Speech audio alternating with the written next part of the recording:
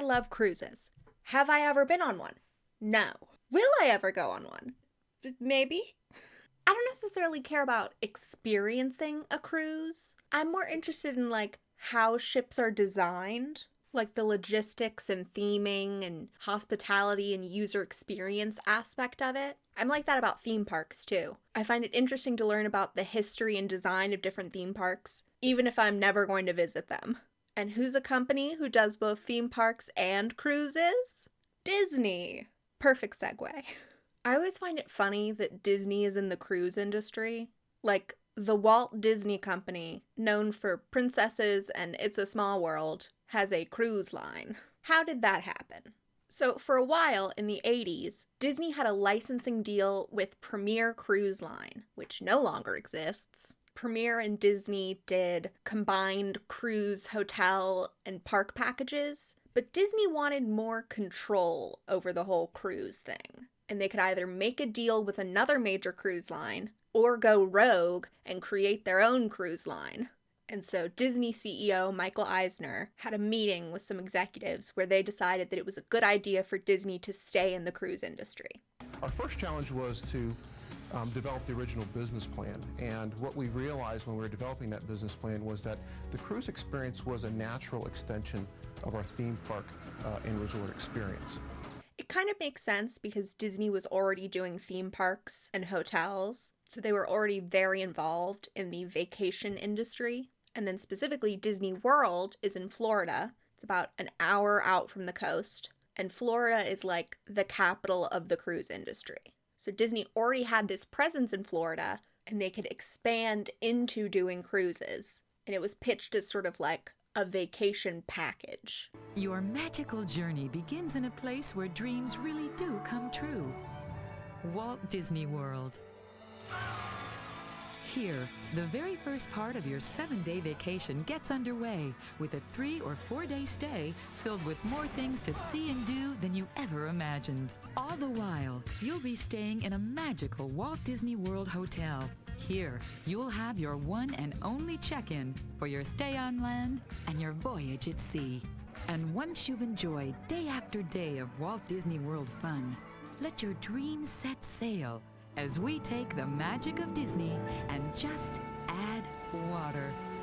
Let the stars chart our way.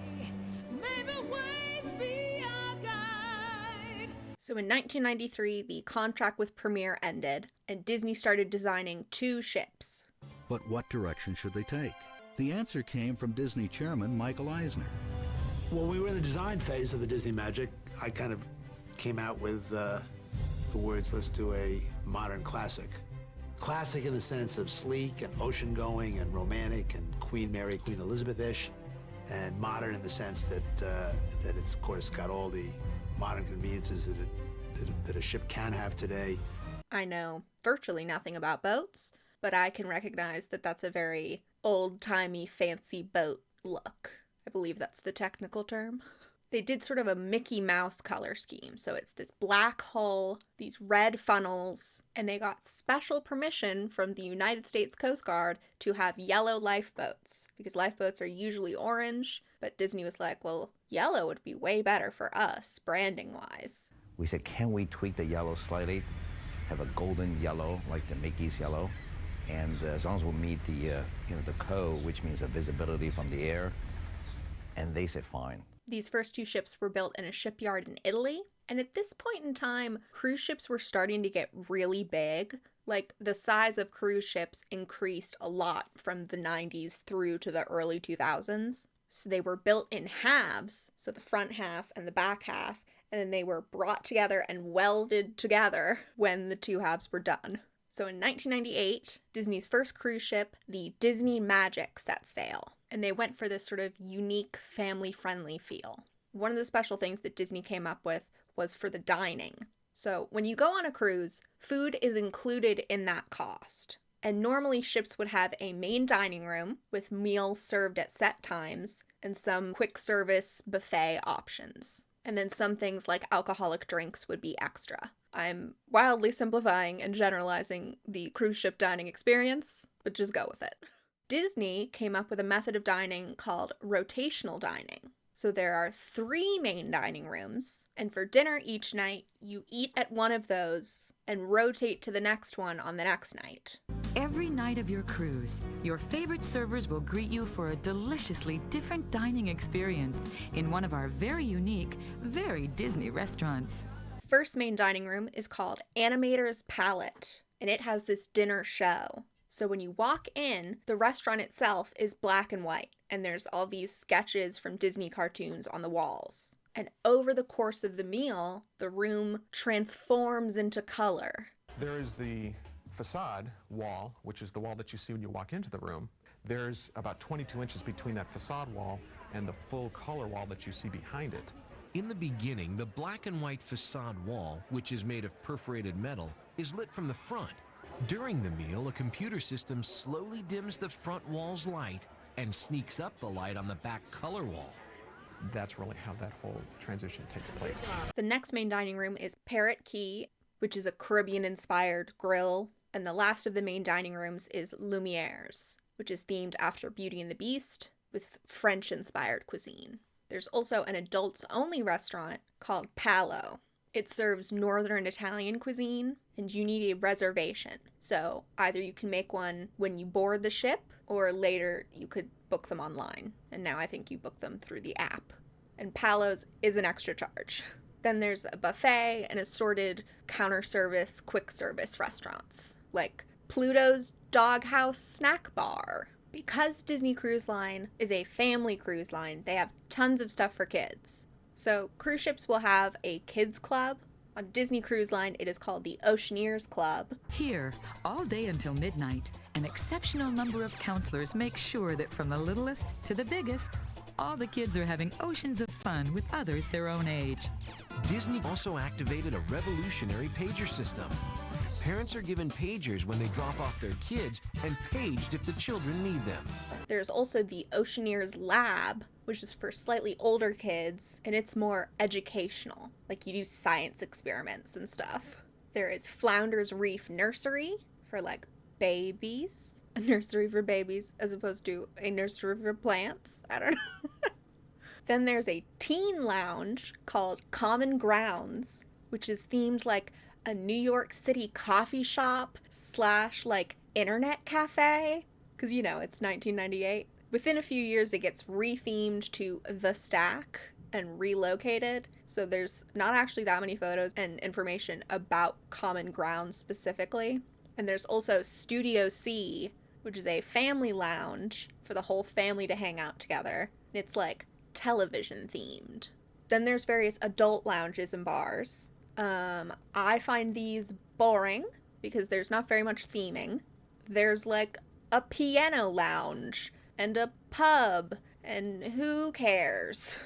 I will mention that they did an ESPN lounge because Disney owns ESPN, and they put it in one of the funnels. The funnels are basically a chimney to expel steam and smoke and exhaust, but modern cruise ships only need one. So ships will have a second funnel and then put something else in the funnel. So on the Disney Magic, it was the ESPN lounge. The Magic also has different pools. There's a pool for families, a pool for kids, and a pool that's adults only.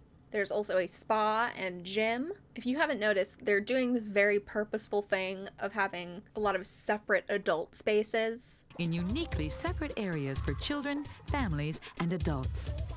Mom and Dad are invited to enjoy relaxing getaways in special grown-ups only areas. There was a lot of marketing around like, don't worry parents, you can have me time. It is wonderful to have adult time. You know, the kids are happy, they're doing what they want to do, and we're sitting at the pool having a great time. Well, it's great that we could leave the kids with someone we trust, and that way we could maybe have a romantic dinner at Palo's. It's been great with the kids, it's been great without the kids, it's been great with and without the kids. But in keeping with the family-friendly vibe, there is no casino on board. So most cruise lines, their ships have casinos on board because people like that, and also it makes them lots of money. But Disney ships don't have casinos. Don't worry, there's still lots of shops so that you can still give Disney more money. Then there is the Buena Vista Movie Theater, which shows first-run Disney movies. So they're still in theaters, but they're being shown on the ship. And the Walt Disney Theater, which is a live theater, and they do Broadway-style productions. Disney's theatrical productions is sort of its own interesting rabbit hole, so I don't really want to get into that today. But Disney Cruise Line has done a lot of different theatrical shows on their ships over the years. And then, when Disney Cruise Line started, the ships would sail out of Port Canaveral in Florida and go down to the Bahamas. And so Disney purchased a private island in the Bahamas to serve as a private cruise port. In 1997, they purchased a 99-year land lease from the government of the Bahamas, and they named this island Castaway Cay.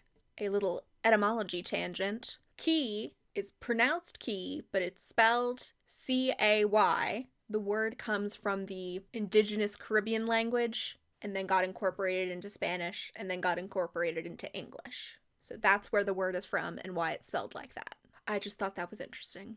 The port has separate beaches, kind of like how they did with the pools. For children, this place is Neverland. For adults, it's Shangri-La. On Castaway Cay, you'll rejuvenate on sugar-white beaches, with one for families and a separate, secluded beach just for the big kids. They also have snorkeling and kids' activities. One brochure that I looked at said that teens could take part in a raft building challenge, where like you and a team of other teens would like build a raft and then see if it actually floated. Then in 1999, the Disney Wonder set sail. All cruise ships do this, where they have a naming convention, which then makes all of the ship names sound extremely similar and confusing. So for the Disney Cruise Line, it's these abstract, whimsical nouns. I feel like at this point I have a pretty good handle on which ship is named what, but I still think it's kind of confusing. The Wonder is considered a sister ship to Dream. See, it's not Dream, it's Magic. See, it's too confusing. How did I get it wrong in my notes? The Wonder is a sister ship to the Magic. A sister ship is a ship that has basically the same structure, it's the same size, it has the same equipment. So a lot of the Wonder is very similar to the Magic. I almost said Dream again. So for dining, the three main dining rooms are Animator's Palate, again, Parrot Key, again, and Triton's, which is a Little Mermaid-themed restaurant that has sort of French-inspired cuisine, which I would argue is quite similar to Lumiere's. For the adult restaurants, they also have Palos, and they also have various quick service buffet options. For the kids, they have basically all the same kids clubs and lounges, with the exception of the teen lounge is called a loft. And then Wonder has basically the same lounges, pools, spa, theaters. You get it. Now, Disney Cruise Line has a loyalty program that is called Castaway Club. And in 2009, they switched to a tiered membership system. And so you get different perks depending on how many Disney Cruise sailings you have been on. Also in 2009, they did the Disney Channel Summer at Sea, where they made these Disney Channel stars go on this cruise, and they were pitched as the draw of the cruise. Getting ready to go on board the Disney Wonder. I'm Chester, and you're about to go on board too. Let's get started! So do you always dress up like a pirate? Yeah, we're on the Disney Wonder. It's the Pirates in the Caribbean party. You have to. You got to get in the mood. I got the little earrings and everything. Give it up for Anna Maria, everybody! Okay, the Walt Disney Theater is always busy with Broadway-style shows. But today, the fans got their own meet and greet here where they could ask all sorts of questions and get autographs, too. Yeah. What was it like signing all those autographs? It was so fun. We had 700 kids show up, and they're so determined. My hand's a little tired, but it's well worth it. If you are a Disney Channel star who did the Summer at Sea, please tell me everything. What was the conversation like? Were they asked you to do it? How much were you compensated? What were you expected to do on the cruise? Did you have a good time? I have a lot of questions. Allison Stoner, please, I need to know. Then, in 2011, over 10 years since the Wonder set sail, Disney launches another new ship called the Disney Dream. For the main dining, they have Animator's Palate again, and then Enchanted Garden, which is inspired by the Gardens of Versailles. And for dinner, the ceiling transforms from like a daytime sky to a nighttime sky with twinkling stars. Very Blue Bayou. And the third main dining room is Royal Palace, which is sort of princess themed. For adults only, there's Palo and Remy, which serves French-inspired cuisine. In a Disney Cruise Line first, Disney Dream offers 2 adult-exclusive restaurants with the addition of the beautiful Remy, a place inspired by the Disney Pixar Ratatouille film. Ooh la la, Remy's, yes indeed. For kids, there's the Oceaneers Club, the Oceaneers Lab. The nursery this time is the It's a Small World nursery, and there's a club for tweens called Edge, and a club for teenagers called Vibe. With no little kids and no grown-ups allowed, this is paradise at their own pace. And both areas are hosted by the coolest counselors at sea. It's very, how do you do, fellow youth? The family lounge this time is called D Lounge, which I think is not as cool as Studio C. Disney also launches some interactive activities for kids. One of them is a scavenger hunt game called the Midship Detective Agency, where you're like looking for clues and solving a mystery. And there's also enchanted artwork, which is screens disguised as paintings with motion sensors, so when a guest is standing in front of it, it will like move and react. Then there's the standard lounges, pools, spa, theaters, and a water coaster called the Aqueduct. Very charming. Then in 2012, the Disney Fantasy set sail. It is a sister ship to the Dream, so it's very similar. For main dining, there's Animator's Palate again, but there's a new dinner show called Animation Magic, where each guest gets a placemat with guidelines for you to draw your own character, and then at the end of the dinner, they like animate everybody's characters and project them on the walls. There's Enchanted Garden again, and Royal Court, which is another sort of princess-themed restaurant that is somehow different from Royal Palace. For adults, there's Palos and Remy's again, and again some assorted quick service. Then for kids, there's the same stuff as the Dream, but they also added the Bippity Boppity Boutique. So the Bippity Boppity Boutique originated in the Disney parks. There's one in Disneyland and there's one in Magic Kingdom. And the idea was that little girls would go and get princess makeovers from a fairy godmother's apprentice. And there would be different levels of packages and tons of different add-ons that you could purchase. So you could end up in a princess gown with your hair in the tightest bun imaginable, sprinkled with glitter, your nails painted, makeup, and then a photo shoot at the end. They've expanded the Bippity Boppity Boutique over the years, so now the makeover options include princesses, but also princes, pirates, knights, heroes, and heroines. Then there's the standard lounges, pool, spa, theaters, the Aqueduct, and a new Aqua Lab. In 2013, the Magic is refurbished. So this is called a dry dock, where a boat is docked and then they do maintenance or renovations. There have been quite a few dry docks for the Disney Cruise Line ships over the years. I'm not going to mention all of them, just the ones that I deem interesting. So in 2013, they did a pretty big overhaul of the Disney Magic.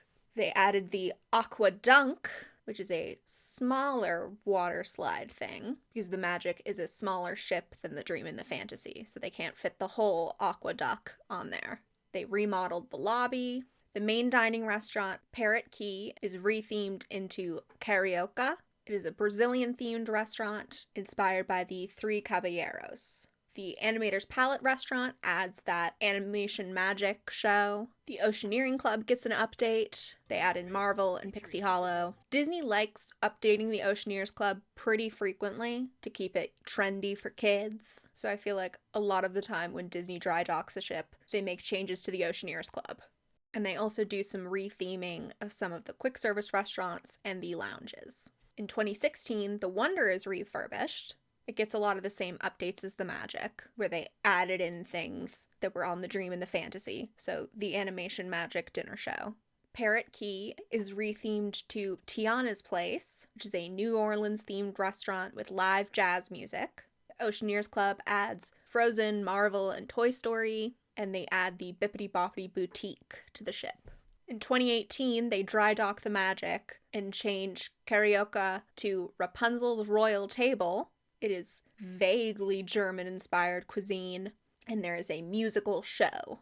In 2019, Disney buys another island. It is Lookout Key at Lighthouse Point. As of the filming of this video, they are still working on it, and it will be ready in 2024. Then, in 2022, the Disney Wish set sail.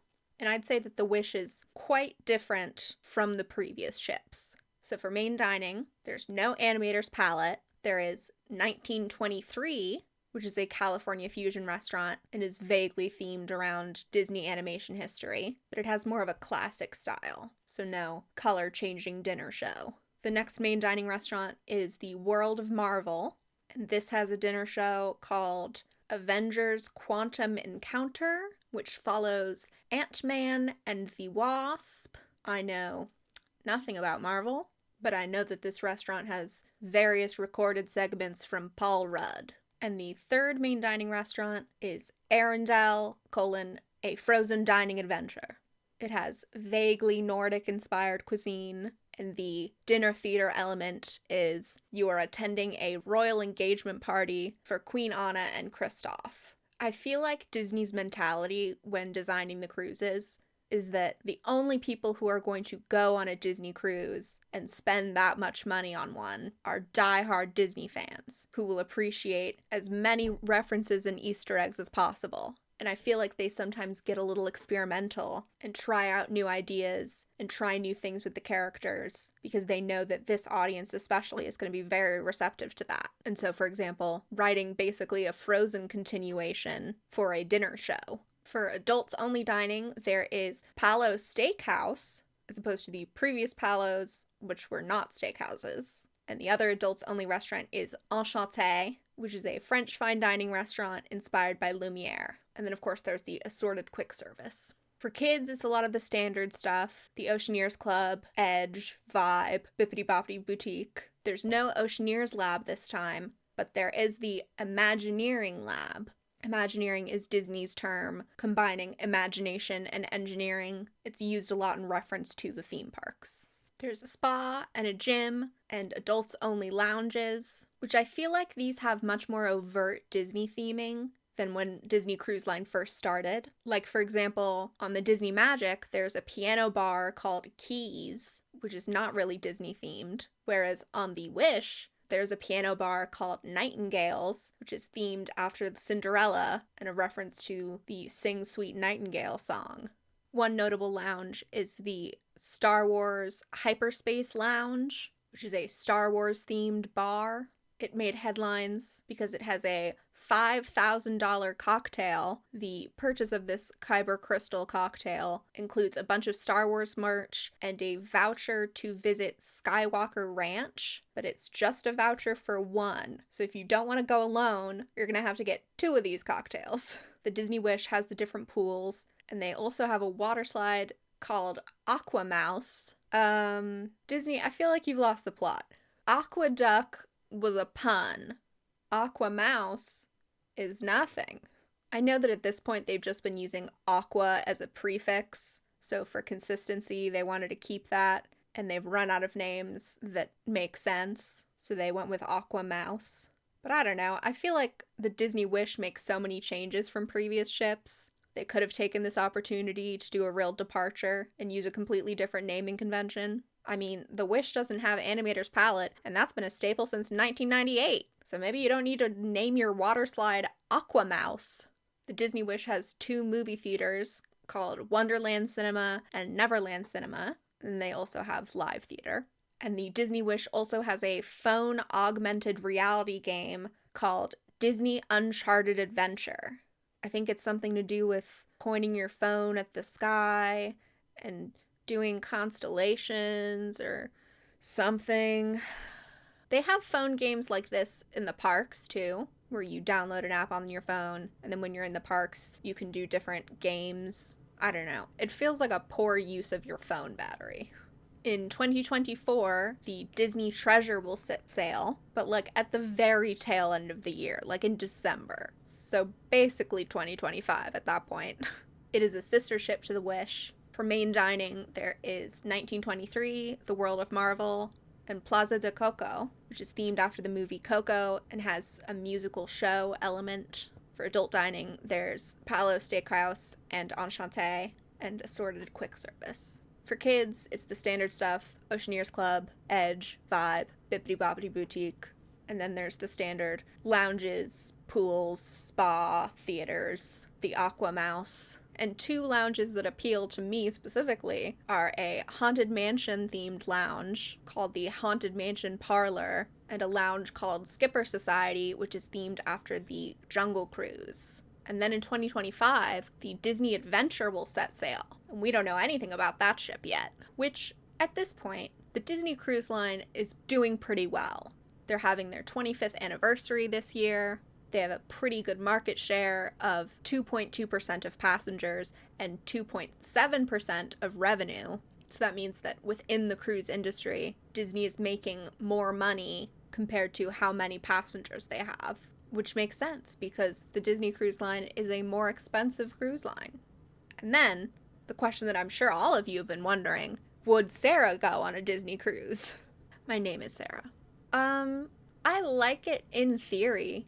I mean, obviously I like Disney and I like all the theming, but from a practical perspective, I don't know if I'd like it. Like, Disney Cruise Line does a lot of deck parties and dinner theaters and character meet and greets, which when I go to Disneyland, that is not really what I'm into. I don't watch the parades or the shows or even the fireworks, and I definitely don't go meet characters. And Disney Cruise Line feels like it's for that kind of Disney fan, you know? It sounds very high energy, which I don't think appeals to me. Which, Disney isn't a luxury cruise line, but it's more expensive than Norwegian and Royal Caribbean and Carnival. A lot of what you're paying for is that Disney branding. So if you aren't going to be super into that, I don't know if it would be worth it. Just go on a different cruise line. But I don't know, maybe one day I'll go and I'll vlog the experience. I hope this was fun. I'm experimenting with trying to make shorter videos with a faster turnaround time. My last video was a 90-minute epic that took forever. It's about the history of American Girl dolls, if you want to go watch that. But I love being exhaustively, overwhelmingly thorough. So sitting here at the end of filming, I do feel kind of weird. Every video can't be so long. It's fine. Hopefully you thought this was a good video length. I don't know how to end a YouTube video. So, bye!